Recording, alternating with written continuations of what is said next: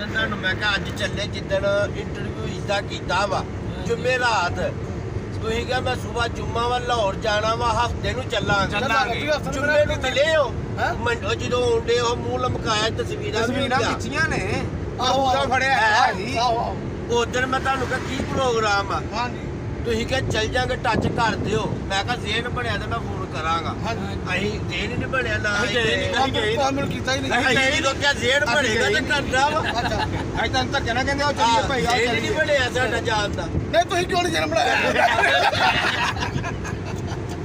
ਜਦੋਂ ਤੁਸੀਂ ਮੈਨੂੰ ਕਿਹਾ ਵੀ ਜ਼ੇਨ ਬਣ ਕੇ ਛੱਡੇ ਗਿਆ ਤੇ ਸਾਡਾ ਨਹੀਂ ਬਣਿਆ ਸਾਡੀ ਗੱਡੀ ਤੇ ਖਰਾਬ ਹੋ ਗਈ ਅਸੀਂ ਗਏ ਨਹੀਂ ਤੁਸੀਂ ਕਿਉਂ ਨਹੀਂ ਗਏ ਭਾਈ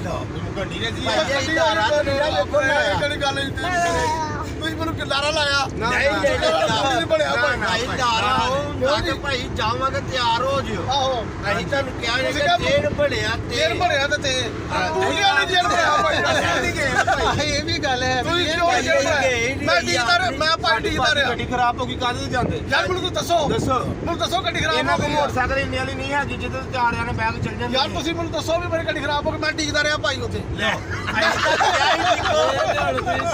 ਨਹੀਂ ਅਸੀਂ ਕਿਹਾ ਹੀ ਠੀਕੋ ਮੈਂ ਕਿਹਾ ਡੀਕਦਾ ਰਿਹਾ ਉੱਥੇ ਜੋ ਮੈਂ ਤੇ ਸੁੱਤਾ ਕਿਤੇ 12-1 ਵਜੇ ਨਾਲ ਗੱਡੀ ਦਾ ਗੱਡੀ ਠੀਕ ਕੇ ਫੋਨ ਕਰ ਲੈ ਤੇ ਚੱਲੀਏ ਗੱਡੀ ਮੈਂ ਤੁਹਾਨੂੰ ਫੋਨ ਨਹੀਂ ਕਰ ਲੈਂਦਾ ਆਹੋ ਭਾਈ ਕਿੱਥੇ ਜੇ ਉਹ ਬਾਬਾ ਫੋਨ ਤੁਹਾਡਾ ਬੁਲਾਇਆ ਸੀ ਉਹ ਕਹਿੰਦੇ ਜਵਾਬ ਨਹੀਂ ਆ ਰਿਹਾ ਬੜੀ ਗੱਲ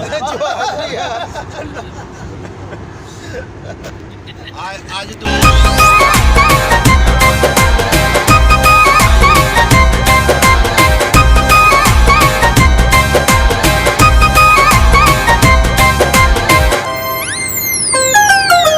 रंग कीता जीपां नू हो रंग कीता जीपां नू रंग कीता जीपां नू हो रंग कीता जीपां नू इक्के रंग दे पा कपड़े इक्के रंग दे पा कपड़े हो अगलाइए शरीकां नू इक्के रंग दे पा कपड़े हो अगलाइए शरीकां नू रंग कीता जीपां नू रंग कीता जीपां नू रंग कीता जीपां नू रंग कीता जीपां नू हिक रंग दे पा कपड़े हिक रंग दे पा कपड़े अगला ये शरीका